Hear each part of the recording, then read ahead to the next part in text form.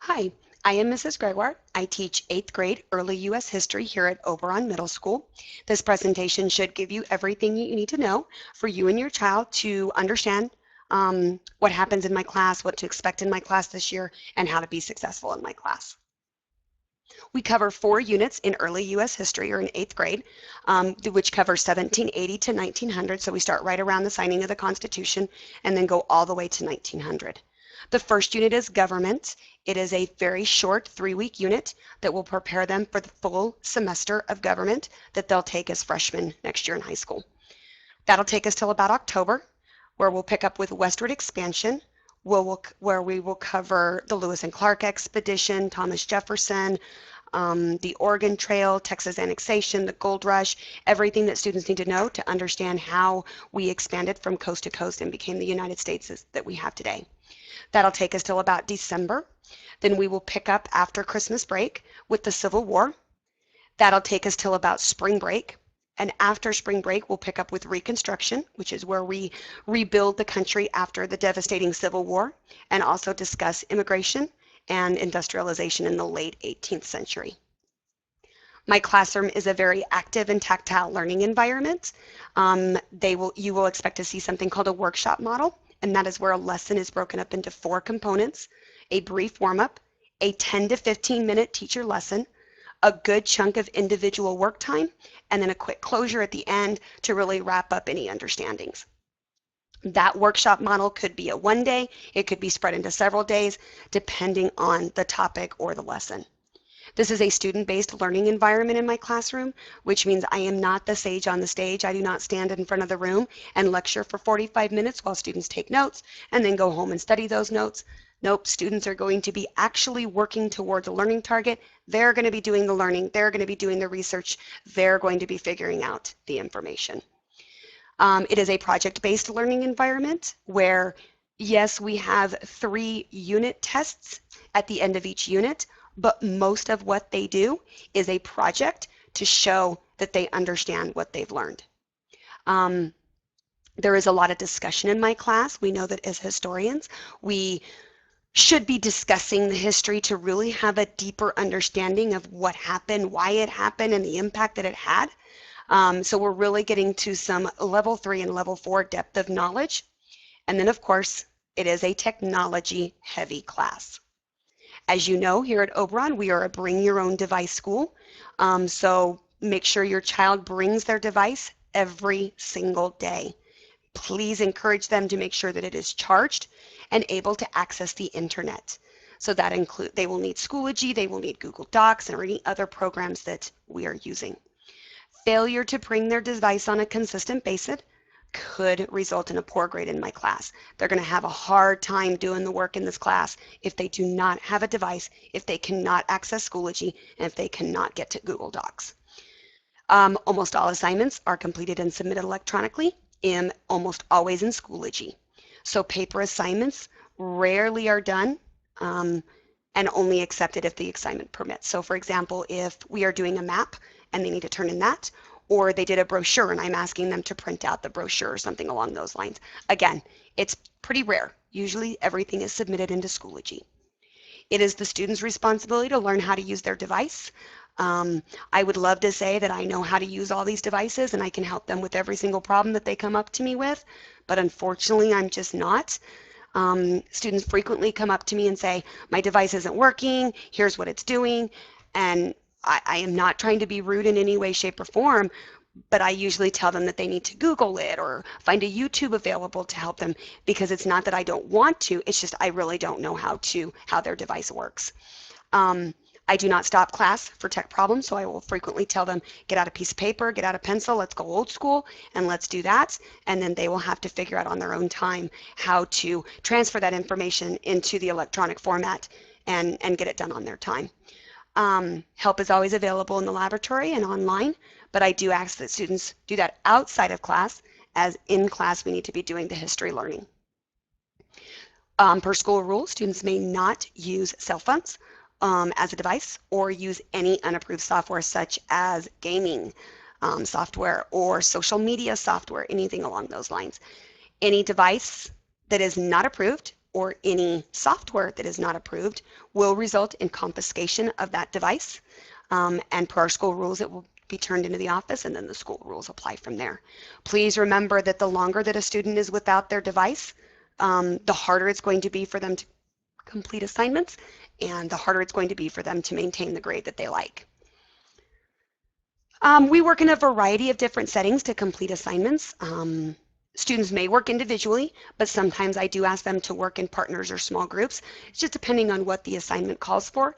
Almost always I allow students to work individually. Just understand that sometimes that's an awful lot of work for a student to do individually. So I will strongly encourage that they work with small groups whenever we can. We know that we learn better in groups and we work better in groups, and it's just a better atmosphere all the way around in the learning environment. Lots of time in my class is given for independent time, to work on assignments, to ask questions, to get help from me or whatever adult is in the classroom that can help them. But how much work they get done during that independent time really depends on them. If they are on task and doing what I expect them to do, they won't have any problems. If they are off task or not doing what they're supposed to be doing, that could result in damaging their grade. It could result in them having to take more home, anything along those lines. Assignments are graded on a point scale.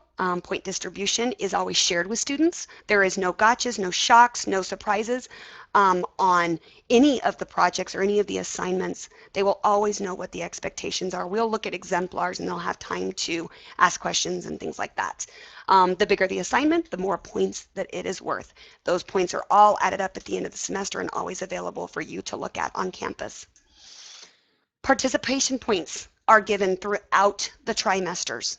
These are not vocal participation, so it's not how much they raise their hand or how much they participated in the discussion. It's based on work completion.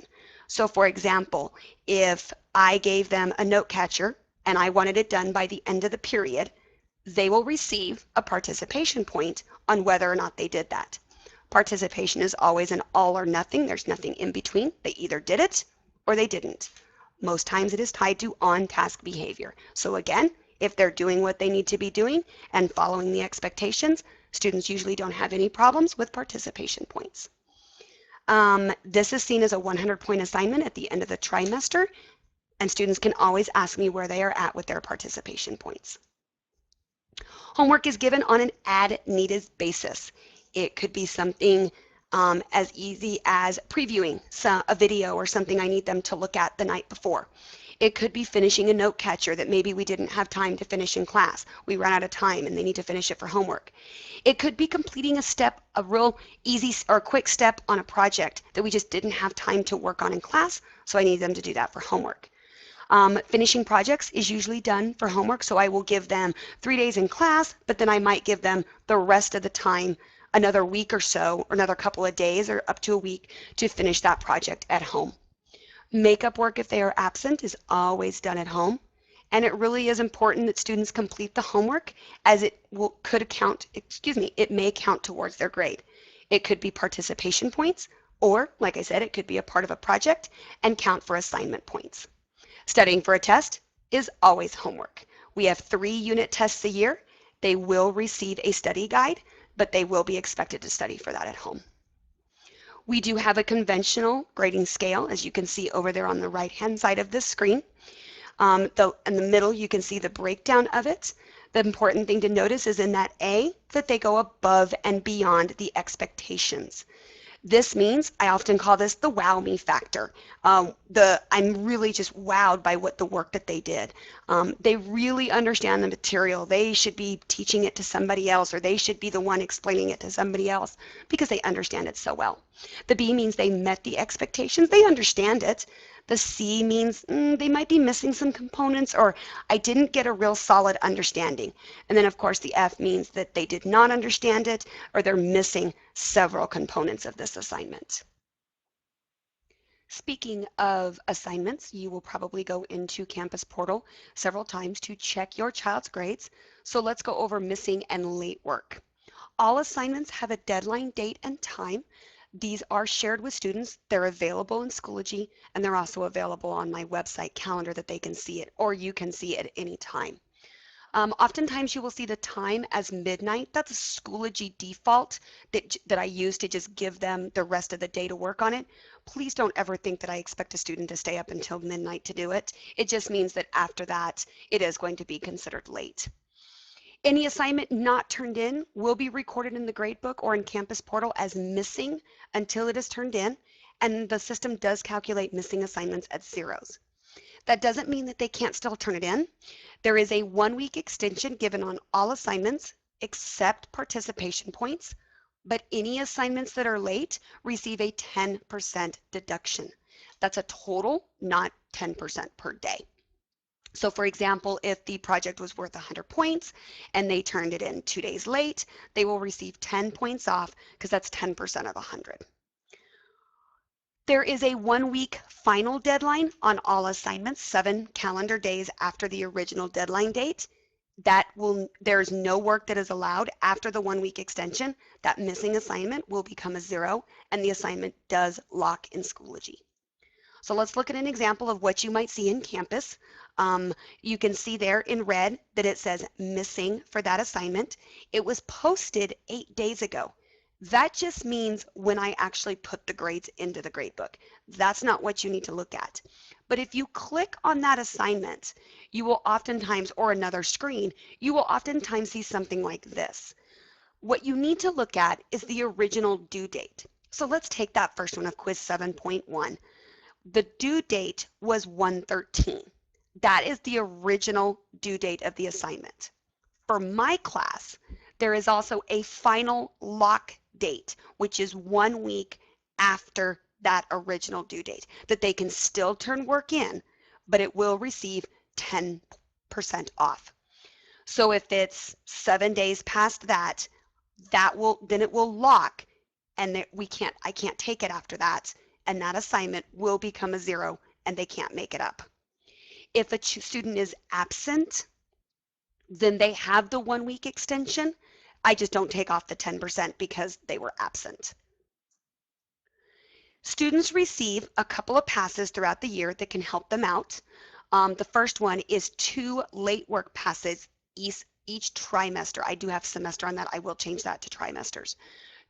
So that's 2 late passes. So if they have a 100-point assignment that, you know what, things got really crazy with some other work or whatever the case may be, and they need to turn it in late, they want to use their late pass, they can totally do that. They get 2 per trimester.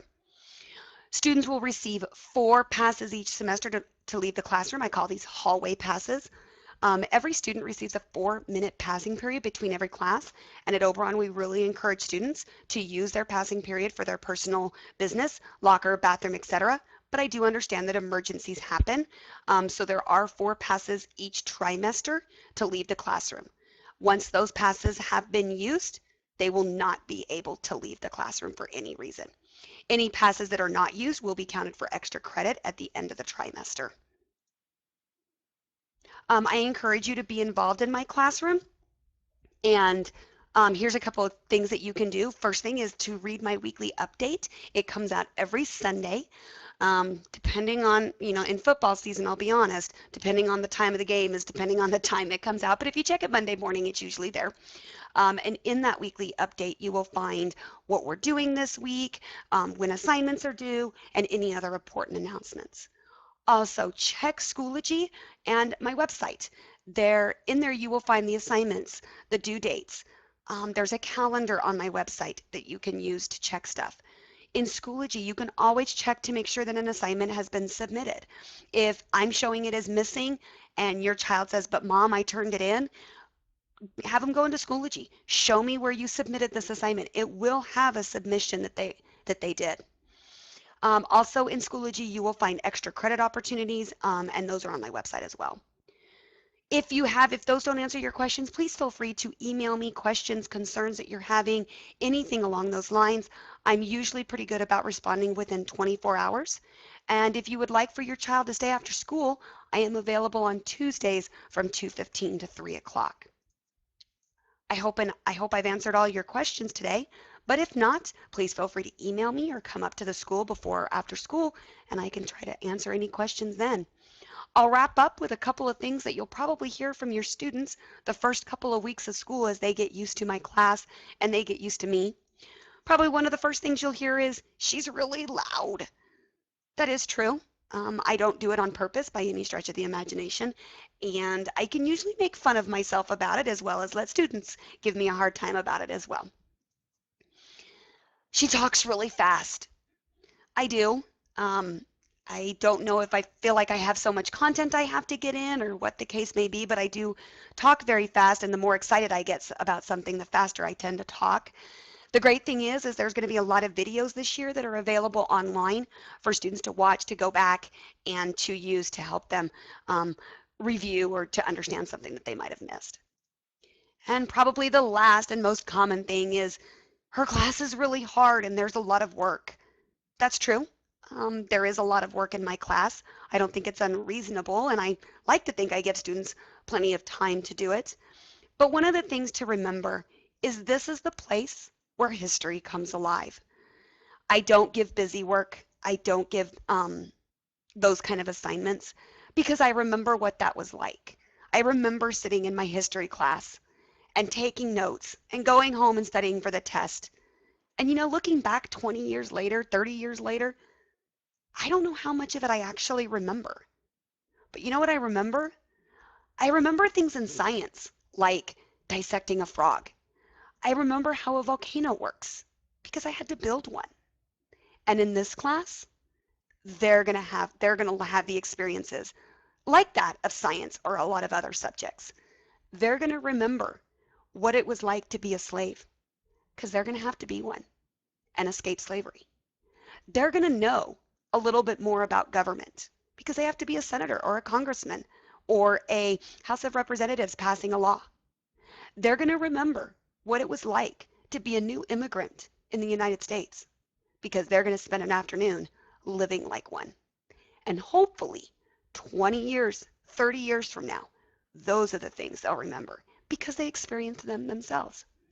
I hope your student enjoys my class, and please feel free to email me or come in and see me with any questions.